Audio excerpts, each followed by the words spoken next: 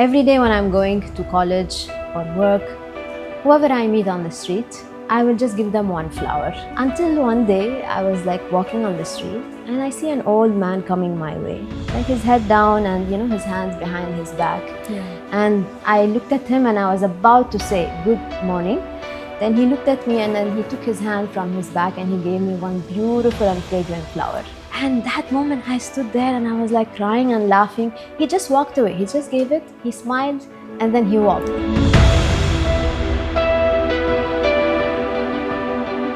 There is someone somewhere out there. You call it God, you call it Guru, you call it whatever you want. There is someone out there who can feel what I'm feeling, who knows what I'm going through, who knows what's happening with me, and who somehow sent me like a small message through this flower. So I was volunteering in 2006. My job was to stand at the main door, and at that time the coordinator is like, Hanine, you have to make sure nobody should enter without you getting their names. It's very, very important. I'm like, yes, sure. So I was like really like a bouncer. And then suddenly like a whole crowd is coming. Okay? And Sadhguru was like in the center of that whole crowd that's walking. And suddenly the crowd opened when Sadhguru was standing right in front of me at the door. His presence was so beautiful, like a breeze walking in. And then he went. And I was like, like a magnet. I was like attracted to him. And I'm just looking at him and everyone is walking in. And I'm not taking anybody's name. And the coordinator is yelling at me, Hanine, people are walking. Take the names, take the names. And I just went behind Sadhguru.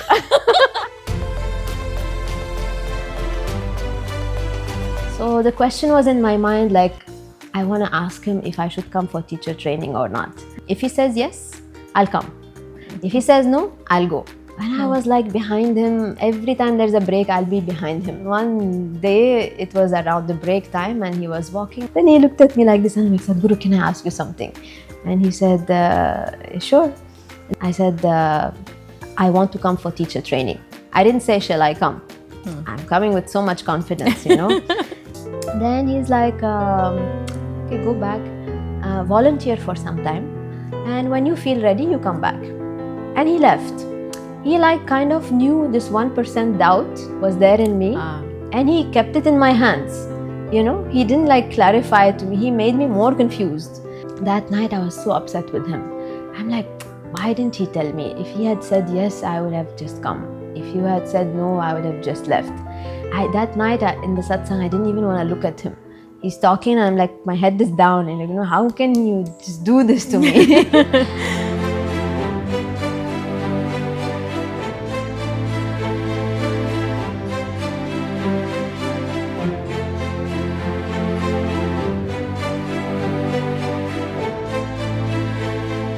Welcome to Humans of Isha.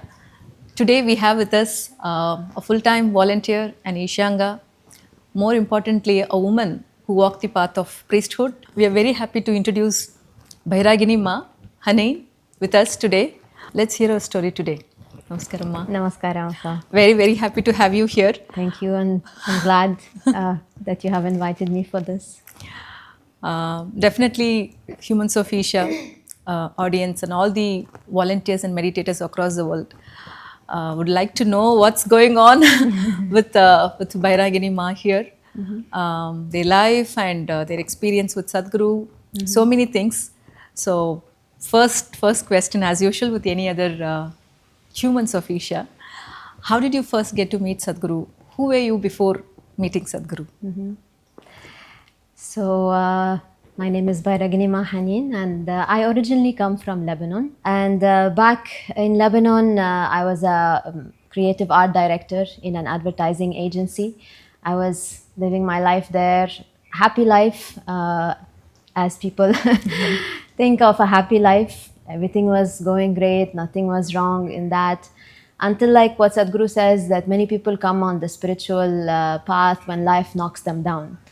And life knocked me down badly with the death of a close friend of mine, which kind of left me really disturbed and shaken in many ways. And that's when questions started popping in my mind about what is this all about? Where Where do people go after death? Why this has happened? All these questions which I never had before. I never knew that something like this could be. And that was the beginning of a journey which led me into Isha in many, many ways. So when that happened, if I may share a little bit more details about my story and how it got connected to Please. coming to Sadhguru. So when this friend of mine passed away, I was like longing for some kind of a communication with him. Somehow I needed that connection, especially because our last communication or words were not really on a good term. And when he passed Want away, to reconcile. yes. So when when Sadhguru says that always do good or be good with people around you, because one day either you may be gone or they might be gone. Unfortunately, that person passed away when our relation or whatever the last communication with him wasn't that good, and that stuck in my mind like regret, like I wish I had spoken nice words at least with him. So that like really shook me a lot, and I was somehow longing for some kind of a communication, connection. So every month on the same day of when he passed away, I would just go to his grave with one red rose and one white rose.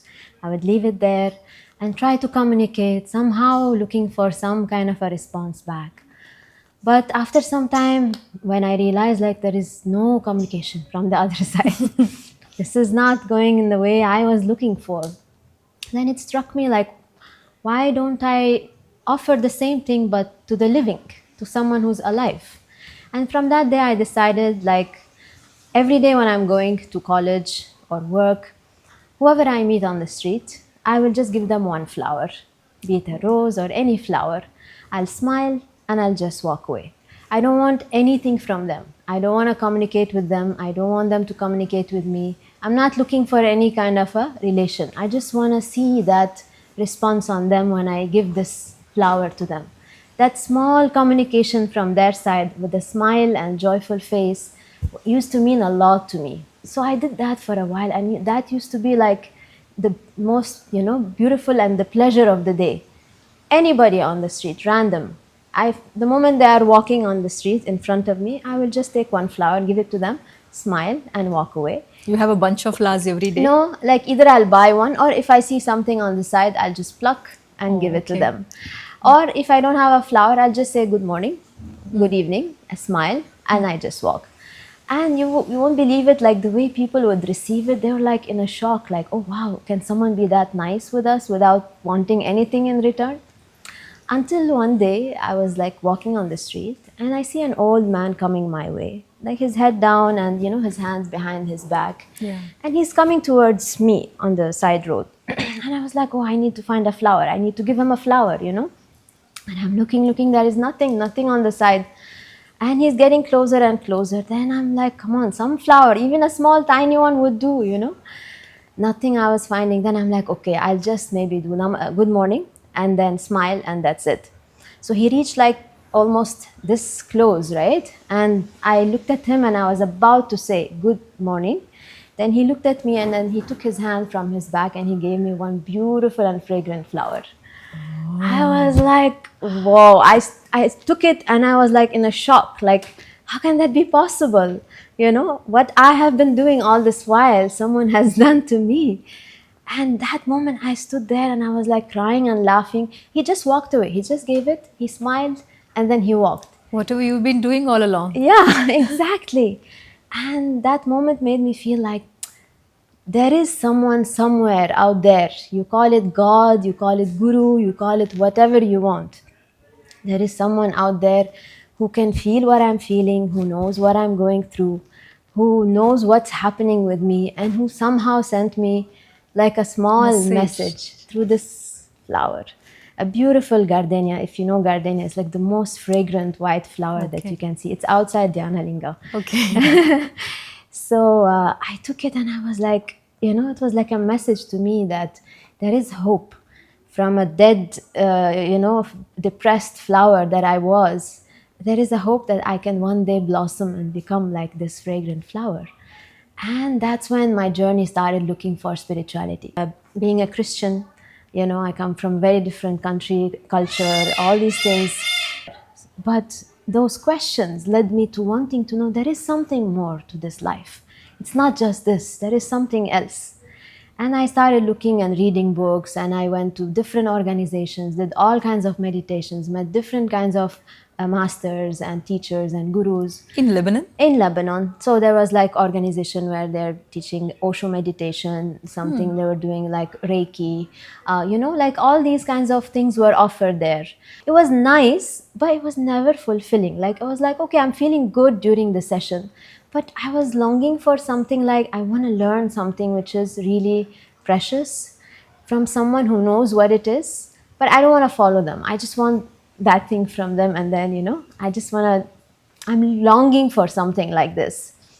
When was all this?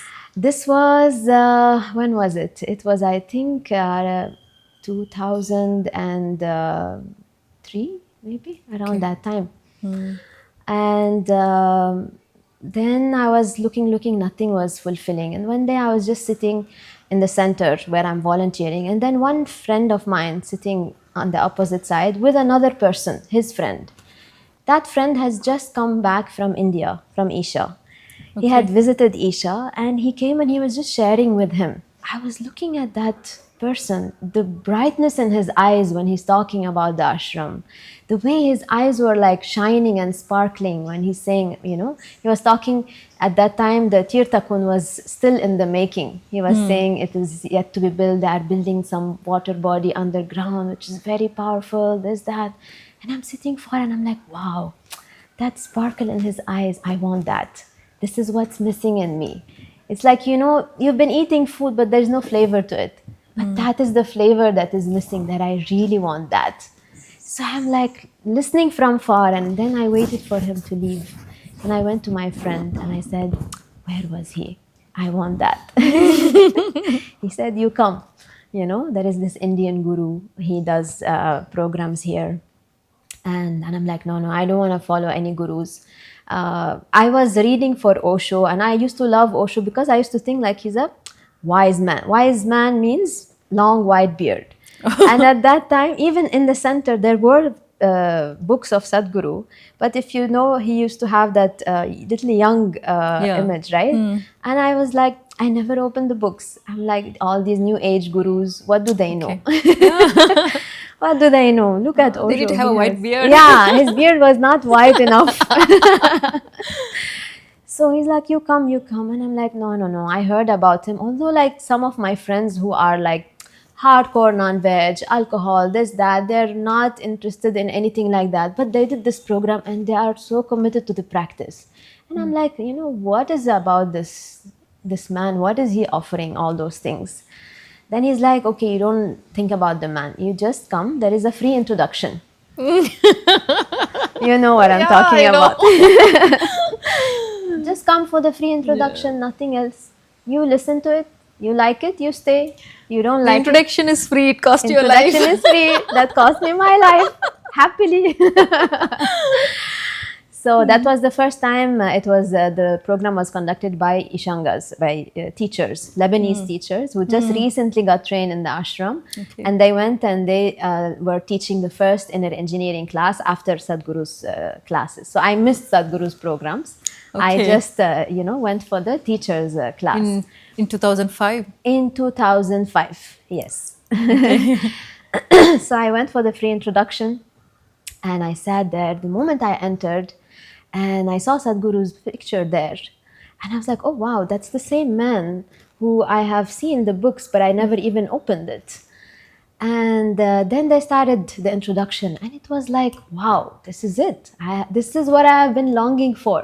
It was like, that puzzle that finally clicks, and the last piece of puzzle that clicks. That was the piece of puzzle that clicked.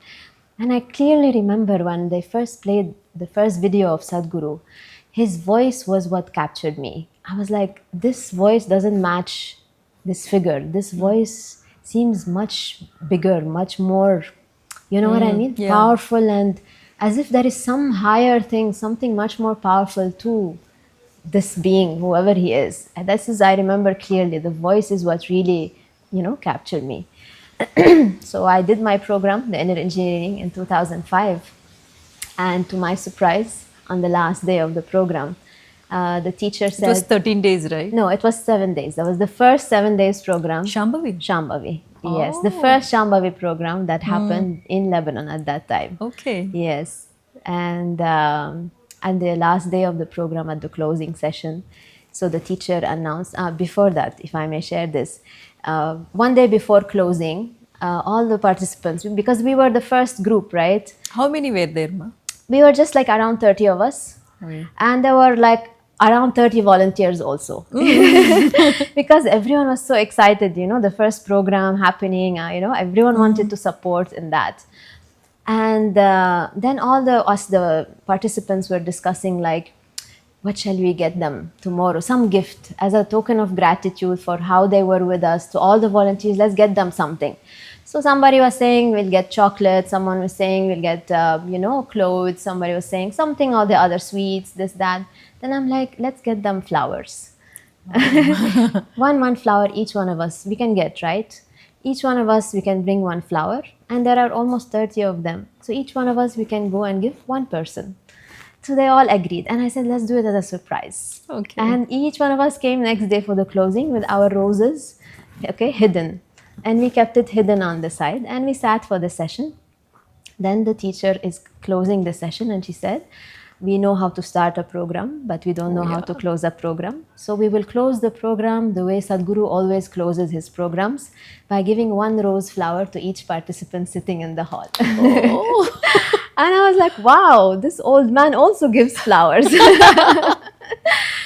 And then we stood up with our roses, and the teacher is saying, come and receive your rose from Sadhguru. So it was like an exchange, of roses happening in the hall. It was very beautiful. And I was like so touched. I remember that rose clearly, and I still have it. It's a beautiful white rose that I kept it. I received it from, in front of Sadhguru's photo. That to me at that moment, it felt like that old man that gave me that flower.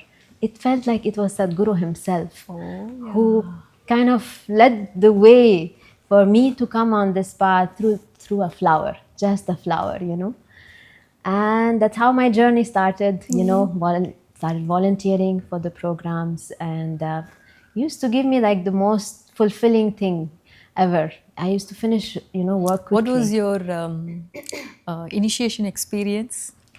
So my initiation, I had a lot of expectations, because I come from the book yoga. So I came with these ideas, like I'm going to experience something like Very fireworks. big. Oh yeah. Yeah, fireworks. And I'm ready for the initiation. Nothing happened. Only my legs were hurting like crazy, nothing else. I remember clearly, by the time I opened my eyes, when the teacher said, now you can open it, I'm like, that's it? It can't be this, it can't be this. Everything was so great so far. How come this is it? And if you see my group photo, they take a group photo after initiation. Yeah. I'm the only one grumpy face, because like, it can't be, I missed it, I did something wrong or whatever. But like what Sadhguru says, it's like a seed. Yeah. Only when you start watering it, doing the practice daily, then it will blossom after some time. And the day you do the practice without even thinking of what will I get in return, that day it will blossom. And actually, I remember clearly when actually something started happening within me. It was on Mahashivratri night. And in Lebanon, we had also a live telecast of what was happening in India. Back then? Yes. Okay. So it was in 2006. The next Mahashivratri should be then. 2006 or 2007. So we were in a hall telecasting what was happening in India, and then dancing, meditation, this, that. And then I remember it was around like after midnight meditation. Everyone is like experiencing something and, going crazy. And I'm like sitting like a stone. Nothing is happening to me. And then I'm like, okay, it's already past midnight. Might as well finish this damn practice, Shambhavi, and be done with it so that I'm done for the next day. Quota over. Yeah, tick mark. Okay, I'm done. I don't know why I just kept doing it, although I was not feeling anything. So that night I just sat on the side. I'm like, I don't care whether I get something or I don't get anything. Okay, I'm just gonna do it. But I still did it with as much involvement and intensity. And that night was like an explosion. Something was just happening within me. Like, I don't know what was going on. I'm like, whoa, it works. It's just you have to be patient with it. You have to water it slowly, slowly. You don't keep on digging the soil to find is it growing sprouting or or not. Then you'll kill it, right? That's when I started realizing that there is something truthful about what this man is offering. And that's when my thirst started growing more and I wanted more and more and more things. Okay. Who was your teacher, Ma? That time there were two. Oh, okay. Two of them. So it's Tina and Natalie. So Lebanese teachers also. So Tina was handling the class aspect and Natalie was handling the practice aspect. Yeah, both of them are here. Yes. Did they inspire you in some way to take the path of Ishanga? I know you took up the path of teacher's training and Yes. becoming an Ishanga Yes. here. Yeah. So how did that journey happen? Definitely they were inspiration, both of them. Like I used to wait, I remember, like for every day, when they come. And I used to like, wow, how can they be so peaceful and like happy all the time, And I'm like, it can't be, like they must be on something or, Oh, they must be on something. Yeah, when you're sitting in the program, you don't know anything about it. This was before the initiation, before the program, all that. And they used to like all the time be joyful and very loving with us and how they are with the volunteers. There's no stress, no anger, nothing. Although first program, lot of organizing issues would be there, right? But they were like something very different was about them. And after volunteering for a few other programs, like I used to just finish my office work and then run to the class, even to just sit or do namaskaram, give water or something, That itself used to give me such fulfillment. Yeah. And I used to like cut vegetables, do things I never even done at home. If my mom knows I can cut vegetables. So that's when I was like, I want more of that. And the idea of, okay, I want to share this with people. If something like this is happening to me, why not share it with others? And What was that's when, Tina and Natalie both, they said like, why don't you come for teacher training? Like, why don't you start that? They put the seed in my head basically. But then in my mind, I was like, I don't want to become full-time like all of you, I still want to enjoy my life a little bit more. So I was like, no, I want to have a little bit more money, And then suddenly initially I had this thought, I want a job which is like a lot more creativity, a lot more things to do, this, that. Suddenly something happened in my existing job and we had to all leave. And then someone told me there's another job available, which is exactly what I had wished for. I went your dream job. Yeah, my dream job. I got it. Then I'm like, that's not it. Then I'm like, no, maybe I want some job where I earn a lot more money, but not much work. Like a donkey job, donkey work job. And something else happened, and then an opportunity opened where I got that job, which was just next to my home also, very convenient. A lot money, a lot of money, but very less work and this, that. It was like as if someone is telling me, okay, you want this, take it. Is this what you want? No. Something else, finish it. Whatever you want, finish all these things. Then when I realized like, okay, all these things I got, I had the best job. I already had my own apartment, okay? I already had my car. But before that, I would like to share with you the first time I saw Sadhguru in person. Yes. Yeah. So I was volunteering, I think it was, in 2006 itself. He came for the Bhava Spandana, but a few days before that, they had planned like a talk in one auditorium. Like a satsang? Like a satsang, but not for meditators. It was more for like politicians, like high-end profile people, politicians, from corporates and like famous people. So they selected few volunteers who can support in that event because it was a private talk.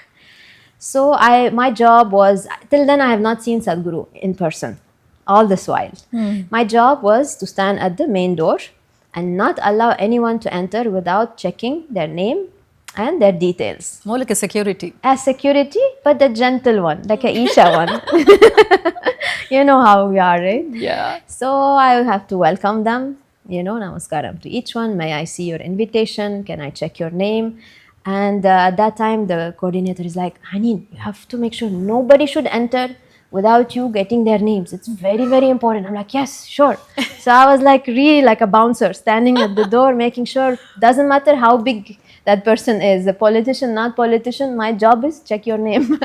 Okay. So then I was doing that. And then I heard someone like whispering, oh, Sadhguru has reached the venue. Sadhguru has reached the venue. You know, the buzz is going around. But okay, where is he? Where is he? I can't see him. I can't see him. And then suddenly like a whole crowd is coming. Okay. And Sadhguru was like in the center of that whole crowd that's walking. And suddenly the crowd opened when Sadhguru was standing right in front of me at the door. He looked at me and like the way he looked at me and he said Namaskaram.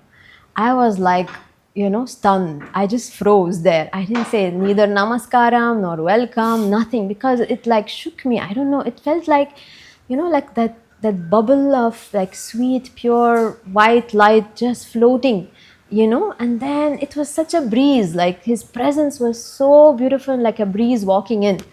And then he went. And I was like, you know, like a magnet. I was like attracted to him. And I'm just looking at him. And everyone is walking in.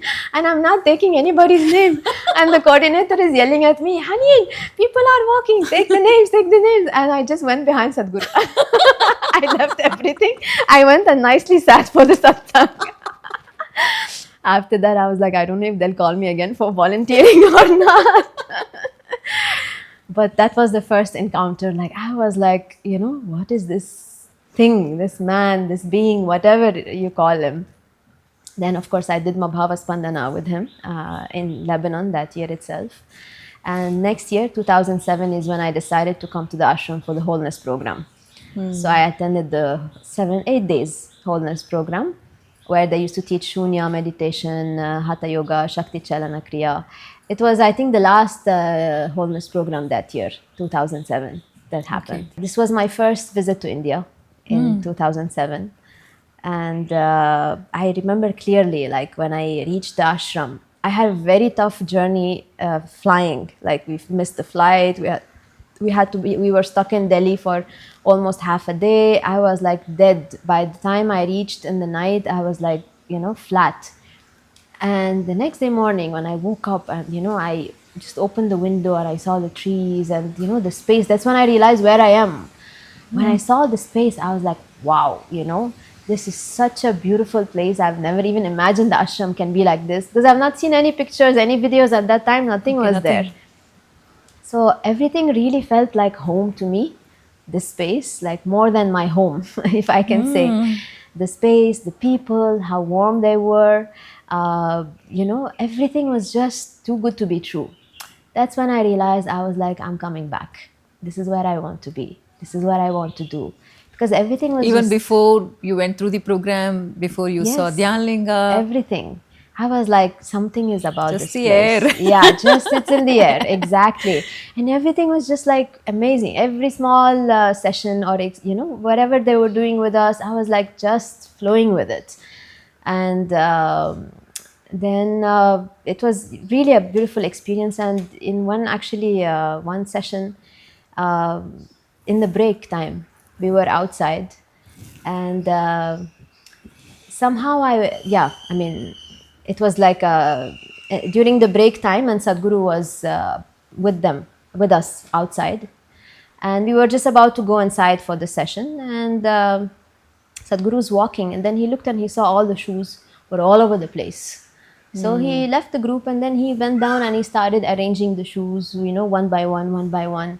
And I was like so touched. I'm like, if even when all of you were there. Yes, all the participants. He didn't ask anybody to do? Nothing, nobody. He didn't ask anyone, no volunteer. Volunteers were around. The moment they saw Sadhguru, they all jumped and started doing it. But it was so touching for me to see, like, in this space, there's no hierarchy of high and, low, boss or whatever. Like, even the biggest man here, who's Sadhguru himself, is bending down, touching our shoes with his hand and arranging it, you know, one by one. I was like, if he's like this, no wonder all the volunteers are also inspired and they are all like this, you know. So it was like that one incident after another that made me feel like so humble to just be around them and just keep observing him. And if you see my photos around like wholeness time, I'll be like all the time staring at him. And even on the last day of the program, again he gave one flower to each and every one of us. We were like 300 plus, and he stood there for more than 1.5 hours or 2 hours, taking each lotus flower. I still have that lotus flower also. One lotus flower at a time, blessing it, and then giving it in our hand. We were like one queue standing there, waiting for our turn, just to take that lotus flower from him. And he stood there till the last person took the last flower.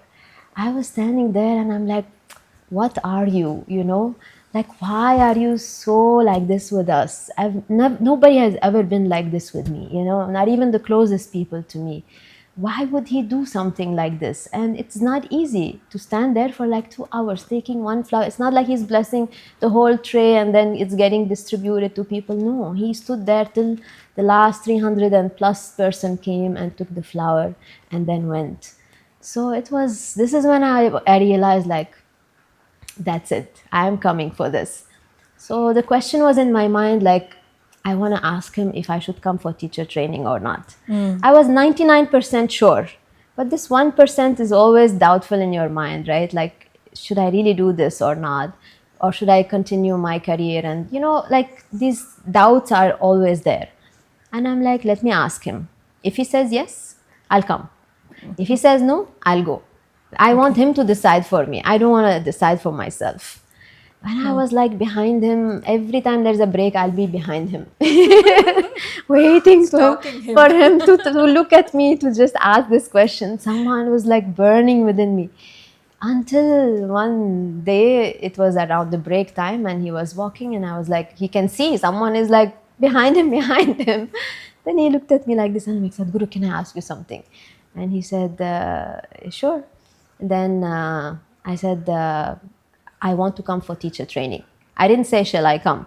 I'm coming with so much confidence, For me, like at that time, I didn't know anything about teacher training. Like I just felt I wanted to share this with people, right?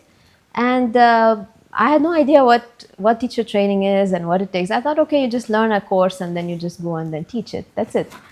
So I said, I want to come for teacher training. Then he looked at me like this, up and down, and he's like, Lebanon? I said, yes. So he wanted to be sure that I'm not running away from discomfort and war and whatever is happening in my country, that I'm really genuinely wanting to be here. And when you are in front of Sadhguru, you blabber all kinds of funny things. I don't know what I said, something like, no, Sadhguru, I'm coming with a bomb, but from inside. Like telling him that I have a fire within me, I want to share. But I said, I have a bomb from inside. You try to be creative. Yeah, he could see it on me and he was just simply giggling and laughing at me. Then he's like, why don't you do Bhava Spandana? I said, but I did it with you last year. Like for me, it's like he should remember me, Like at that time, I was still like really little full of myself, coming from a professional background and being what I am. And the way I was approaching many things was like little bit something is sticking out within me.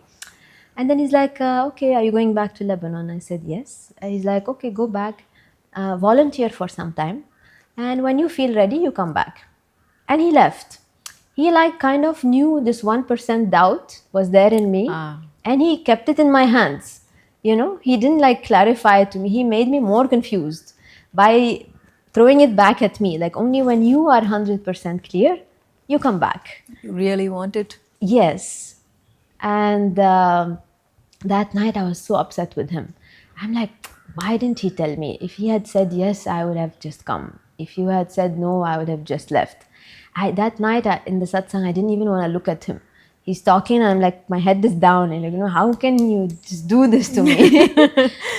Till later I realized, like, because in my mind I was like, oh, I'm already volunteering. But for me, volunteering was at my convenience. When Sunday initiation, I'll come. Friday preparation, I'll come. Like whenever I can and have time or I want to. Last day I'll come because dance is there and the experience is nice. But then I went back to Lebanon and I started volunteering like daily I mean, for the whole program, every day. All 7 days. Yes, all 7 days. And then they gave me, more responsibilities like kitchen coordinator and this and that. So they gave me a little more responsibilities, which made me realize what volunteering actually is. And that is what made it so clear to me that this is what 100% I really want. And that's when I was like so thankful for him for not telling me that day, come or don't come. He put it again in my hands, because if he had told me come, the first discomfort or unpleasant yeah. situation, I would have ran away. But because I became 100% clear by myself, that's when I was like 200% clear, and I came and I was like, this is it for me. And that's how I started. I came in 2009 for Samyama program, and I stayed for teacher training. I thought I'll just do teacher training and then go back to Lebanon and teach there. But since then, I never went back. Oh, you never went back? Not even for conducting classes? I conduct once in a while, but this is after many years they sent me there to conduct. Initial years, I was just in India, all over India. From north to south, west to east, I was crisscrossing India. Wherever they sent me, I would just go. Whatever they asked me to do, I will just do. Like time passed just like that, I will only go once a year to see my family, or just to be in touch with them and that. But I just fell in love with the place here, and I just never went back for teaching there. Only many years later, when I was coordinating the Middle East Center, Arabia Center, all that, that's when I went and started teaching more classes there. Okay. Yeah. You were saying about your parents just going once a year and being with them. From a young, vibrant, successful, girl or a daughter, going somewhere totally a remote place, how did they look at this whole thing? I mean, definitely it wasn't easy for them, because they don't understand all these things. Because as I said, in our culture, in our country, I mean, this yoga is only for physical fitness. There's no spirituality, no yoga, all those things, that no gurus, no Exactly, such thing. following Yeah. a man. Yeah, so it was not very easy initially. Like definitely, there was a bit of a resistance from their side. But after some time, when they started seeing like the change on me, and they could see something is different about me. From a young, rebellious, angry young woman who always fight with everyone and this, that, to a very sweet and calm and, a loving person that I have become, very productive in my work or whatever I was doing. They could see that something is happening, something is shifting, which is beautiful. That's when I think they realize, like, okay, we don't understand what you're doing, but we are willing to support you. If it is doing good to you, all the best and our blessings to you. And That's fantastic. It's only because of their support that I'm here doing whatever I'm doing. See, in India, for the parents, their daughter or son getting married means their life is settled for most of them. So did they insist that, okay, you go there, but you get married to someone? Were they saying? Definitely. See, between Lebanon and India, one similarity is the way the family structure is. Like we still have like the bonding of the family, right? Like it's not Really? Yes, the bonding of the family is very much there, and definitely marriage is a must. That question will always pop up. When are you getting married?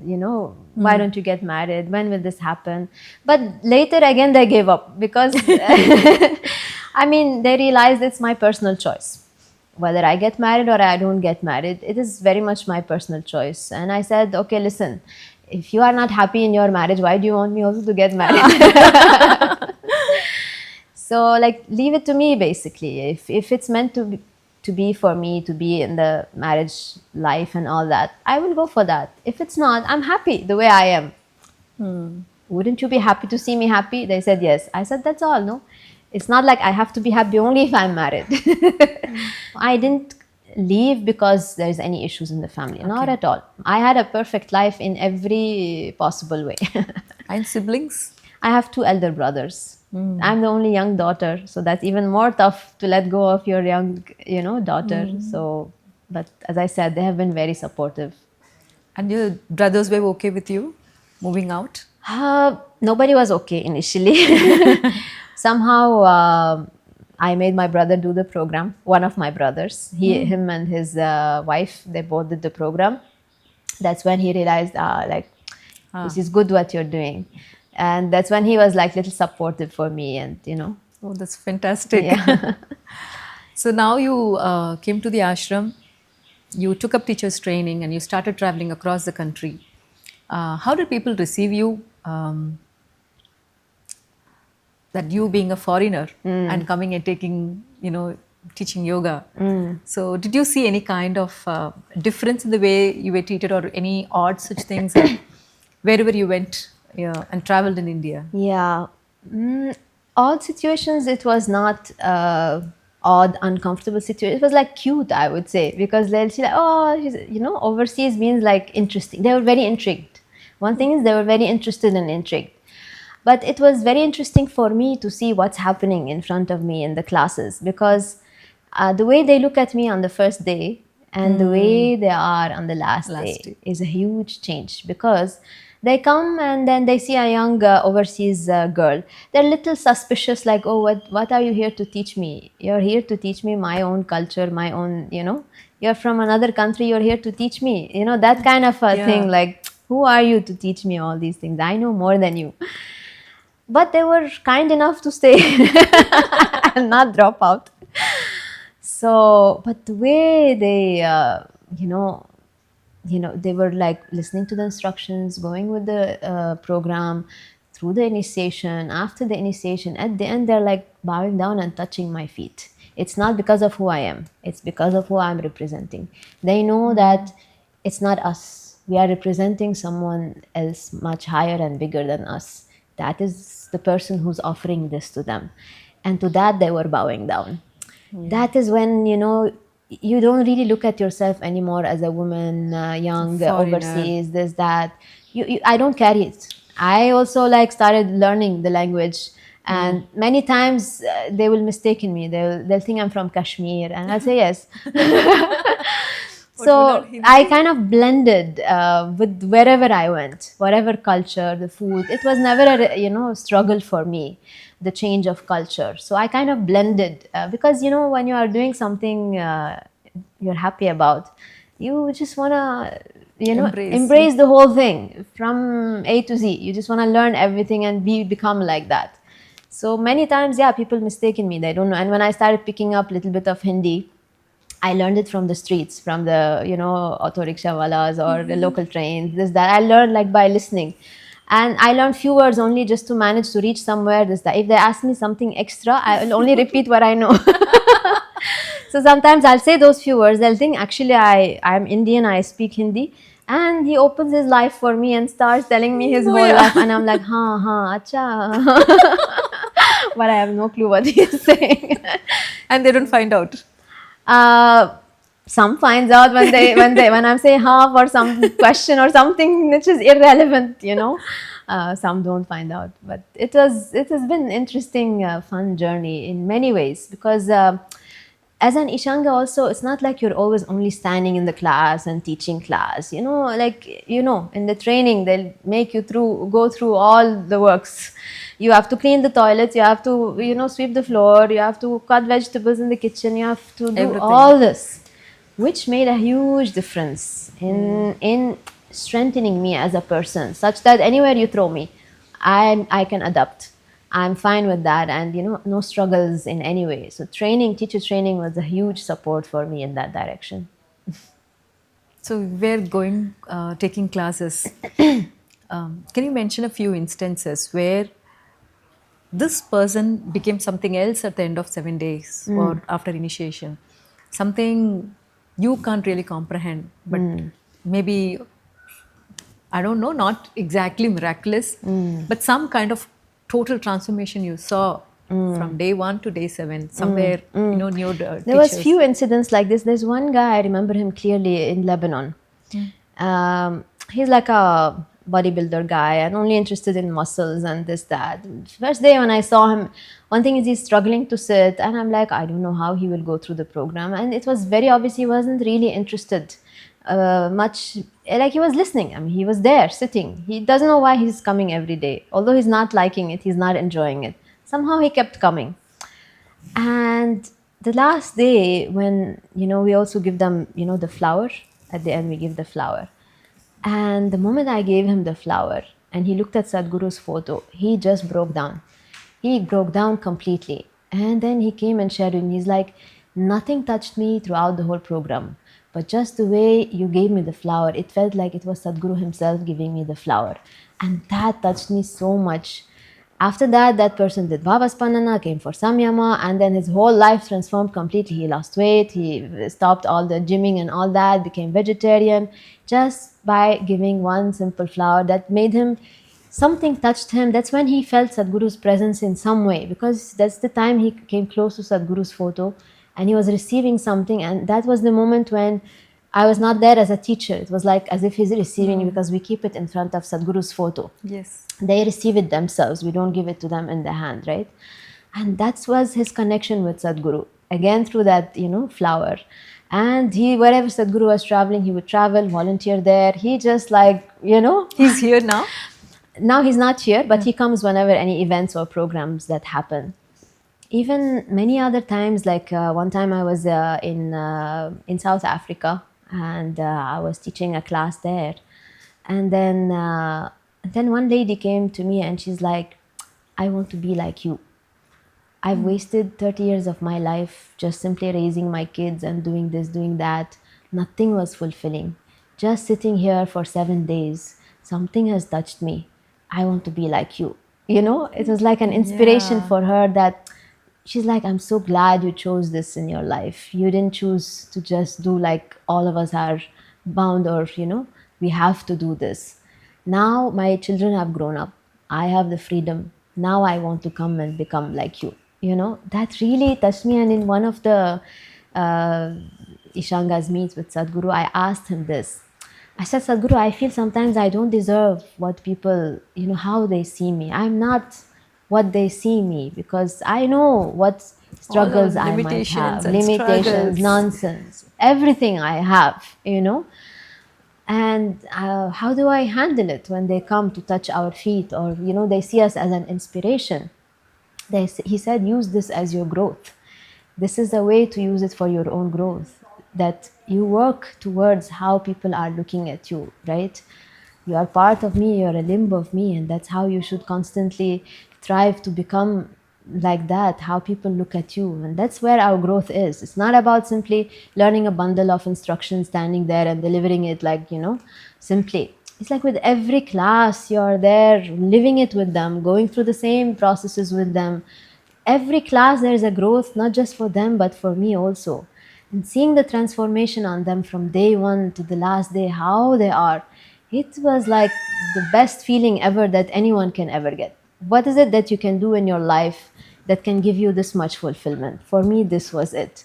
Like the class was the main thing, because like I'm not doing it. I know it's not me. He's given me the privilege and opportunity to stand there and witness it.